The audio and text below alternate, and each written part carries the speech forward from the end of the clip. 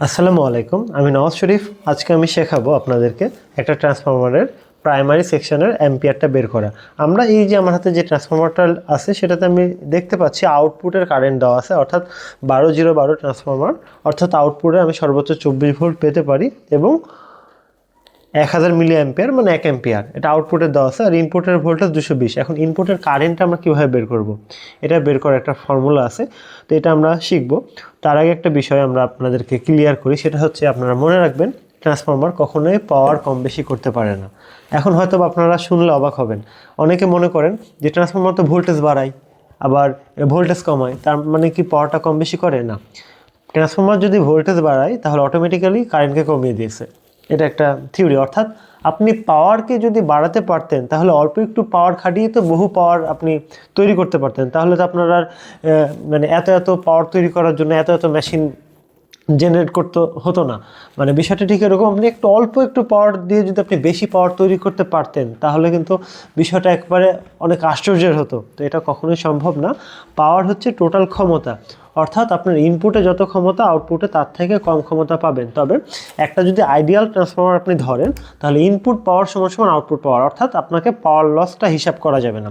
এখন পাওয়ার লসটা আলাদা জিনিস, এখানে আয়রন লস হতে পারে, তারপরে আরও অন্যান্য লস হতে পারে, ওই লসটা এখন ধরা যাবে না। তা আপনাকে এখন মূল যে জিনিসটা বুঝতে হবে সেটা হচ্ছে ইনপুট পাওয়ার যতখানি আউটপুট পাওয়ার ততখানি, এটা দিয়ে আপনাকে হিসাব নিকাশ করতে হবে। তবে পরবর্তীতে আপনি পরে পাওয়ার ফ্যাক্টর ফেলে, অর্থাৎ আপনি আউটপুটে কি লোড চালাবেন তার উপরে বেস করে লোডের পাওয়ার ফ্যাক্টরটা হিসাব করে আপনি ওখানে পাওয়ার ফ্যাক্টর ফেলে আউটপুটের পাওয়ারটা একটু কমাতে পারবেন, কিন্তু বাড়াতে পারবেন না। তো যাই হোক, এখন আমরা খুব সুন্দরভাবে জানার চেষ্টা করব কিভাবে আমরা এই প্রাইমারি সেকশনের কারেন্টটা বের করতে পারি। তো চলুন আমরা বিষয়টা দেখে আসি। এই যে খেয়াল করে দেখুন, এটা আমাদের একটা ট্রান্সফরমার। ইনপুটে 2টা প্রান্ত আছে, আউটপুটে 3টা প্রান্ত আছে। অনেকেই হিসাব করতে একটু গরমিল করে ফেলে যে আউটপুটে 3টা তার, আমি এখন হিসাব করব কি করে। আপনি সর্বোচ্চ 2 সাইডের প্রান্তটা নিয়ে হিসাব করবেন, তাহলে আপনি মাপ পাবেন। তারপর আপনি আস্তে আস্তে বুঝতে পারবেন যে কোন তারে কতখানি আপনি নিতে পারবেন, এটা আস্তে আস্তে বুঝতে পারবেন। প্রথমে লেখাটা বোঝার চেষ্টা করুন। 220 ভোল্ট ইনপুট সেকশানে আমি আউটপুটে পাবো 12 × 2, অর্থাৎ যে 12 যোগ করে 24 ভোল্ট আমি পেতে পারি। আউটপুটের অ্যাম্পিয়ার কত? 1000 মিলি অ্যাম্পিয়ার। এটাকে অ্যাম্পিয়ারে কনভার্ট করলে 1000 দিয়ে ভাগ করব, তাহলে 1 অ্যাম্পিয়ার পাবো। আমরা এখন এটা আঁকিয়ে দেখাই। প্রথমে যে এটা দেখেন, এটা আমার একটা ট্রান্সফরমারের প্রাইমারি কয়েল। প্রাইমারি শব্দের অর্থ হচ্ছে যেখানে আমি ভোল্টেজ দিব, মাঝখানে একটা কোর থাকে, এবং এটা হচ্ছে সেকেন্ডারি কয়েল। আমি ভোল্টেজ পেতে পারি 12 ভোল্ট, 0 ভোল্ট, 12 ভোল্ট। টোটাল যদি আমি এখান থেকে ভোল্টেজটা নিই তাহলে 12 যোগ 12, তাহলে আমি 24 ভোল্ট পাবো। আমি দেখেন এখানে এসি ইনপুট দিব, এসি 220 ভোল্ট, 220 ভোল্ট। এখন আমার এখানে আউটপুট হচ্ছে কারেন্ট, যে কারেন্টটা সেটা হচ্ছে আমাদের 1000 মিলি অ্যাম্পিয়ার। এই যে 1000 মিলি অ্যাম্পিয়ার। এটাকে যদি আমি অ্যাম্পিয়ারে কনভার্ট করতে চাই শুধু, তাহলে আমি 1000 দিয়ে ভাগ করব, তাহলে আমি এখানে পাবো 1 অ্যাম্পিয়ার। আমরা যে বিষয়টা জানলাম যে ইনপুটে যতখানি পাওয়ার থাকবে আউটপুটও ততখানি পাওয়ার থাকবে, যদি পাওয়ার লস হিসাব না করেন। এখন আপনি পাওয়ার লস এই জন্য হিসাব করবেন না কারণ আপনি আউটপুটে কী ধরনের লোড আছে সেটা আপনি জানেন না। এখন দেখা যাচ্ছে আপনার ইন্ডাকটিভ লোড থাকতে পারে, রেজিস্টিভ লোড থাকতে পারে, পাওয়ার ফ্যাক্টরের মান আলাদা হতে পারে, সেজন্য আপনাকে এখন পাওয়ার লসের কথা হিসাব করা যাবে না। আরও কিছু বিষয় আছে, এটা আমরা আস্তে আস্তে জানবো।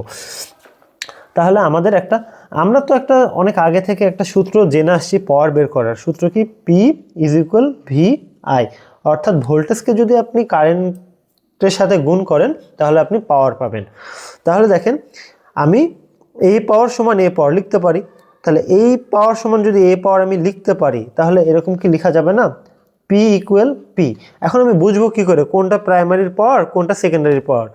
এখন আমি এভাবে লিখতে পারি, PP = PS, অর্থাৎ পিতে প্রথমে তো এটা পাওয়ার, আমি পাওয়ার লিখলাম, তো ছোট হাতের পিটার অর্থ হচ্ছে primary. P = primary, S = secondary. দুইটা একই লেটার, তো এই জন্য আপনারা অনেকে কনফিউশনে পড়ে যান, তো সমস্যা নেই। এখন আমি এই সেকশনটাকে আমি পি দিয়ে লিখলাম, এই সেকশনটাকে আমরা এস দিয়ে লিখলাম। তাহলে আমি এখানে যা যা লিখব তার সাথেই এই অংশের যদি কিছু লিখি, কোনো ডাটা ভোল্টেজ লিখলে ভোল্টের সাথে পি যুক্ত করে দেব, মানে যুক্ত করে দেব, তাহলে আমি বুঝবো এটা প্রাইমারি সেকশনের ভোল্টেজ। আমি একটু উদাহরণ দিয়ে দিই। হ্যাঁ, এখন দেখেন আমি এটার ভোল্ট প্রাইমারি সেকশনের ভিপি কত, ভিপি সমান সমান 220 ভোল্ট, 220 ভোল্ট। এখন এখানে তো আই আছে, তাই না, আই পি হবে, কারণ ইনপুট সেকশনে তো কারেন্ট ঢুকছে, তাই না। এটাকে আমরা লিখব আই পি। আইপি সমান সমান আমরা জানি না, আইপি বের করতে হবে। এখন আমরা কি লিখব, সেকেন্ডারি অংশের। হ্যাঁ, এখন সেকেন্ডারি অংশের আমি ভোল্টেজ কি লিখতে পারি, এটা সেকেন্ডারি, তাহলে সেকেন্ডারি অংশের হচ্ছে ভোল্টেজ ভিএস কত, 12 যোগ 12, 12 প্লাস 12 সমান সমান 24 ভোল্ট। আর এখানে কারেন্ট কতখানি, আমি কারেন্ট পেয়েছি কত, 1 অ্যাম্পিয়ার, 1 অ্যাম্পিয়ার। তাহলে আমি এখানে লিখতে পারি আই এস সমান সমান 1 অ্যাম্পিয়ার। কারণ আমাকে আইপি বের করতে হবে। আমি এখন একটা ফর্মুলা কি জানি, দেখেন আমি ফর্মুলাটা এখান থেকে লেখার চেষ্টা করি। আমাদের একটা ফর্মুলা আছে, আমাদের একটা ফর্মুলা যেটা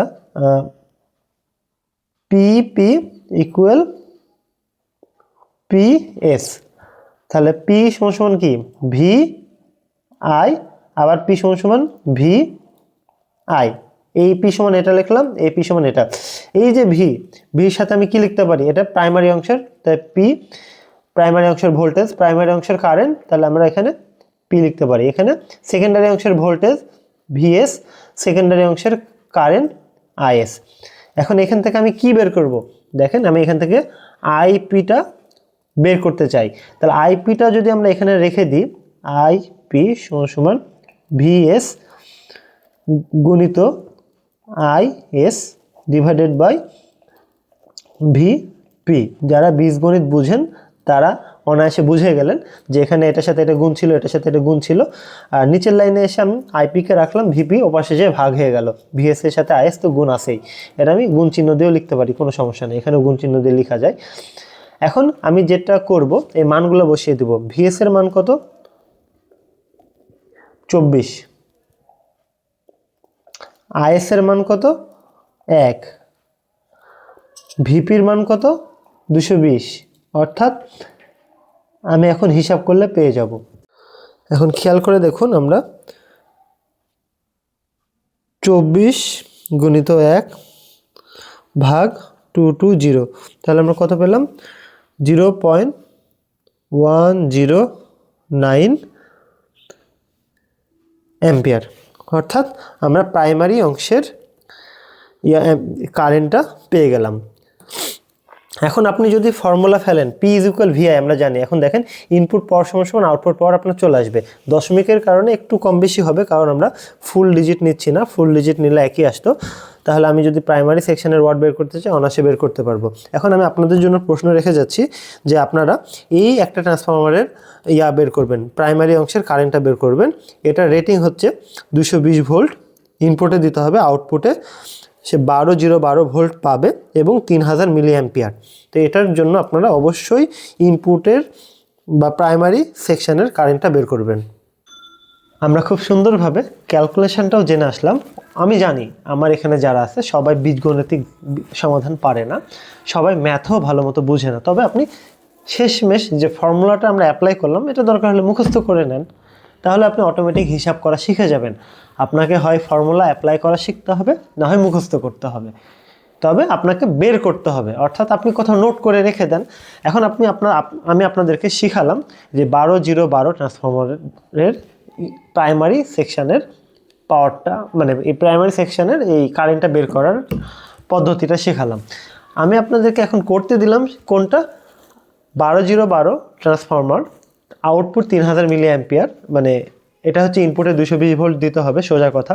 আউটপুটে আপনি 12-0-12 পাবেন এবং 3000 মিলি অ্যাম্পিয়ার আউটপুটে পাবেন। তাহলে আপনি ইনপুটের কারেন্টটা বের করবেন। এটা আমি আপনাদের জন্য প্রশ্ন রেখে গেলাম। তো আমি এতক্ষণ কথা বলছিলাম নওয়াজ শরীফ। ভালো থাকবেন। আসসালামু আলাইকুম।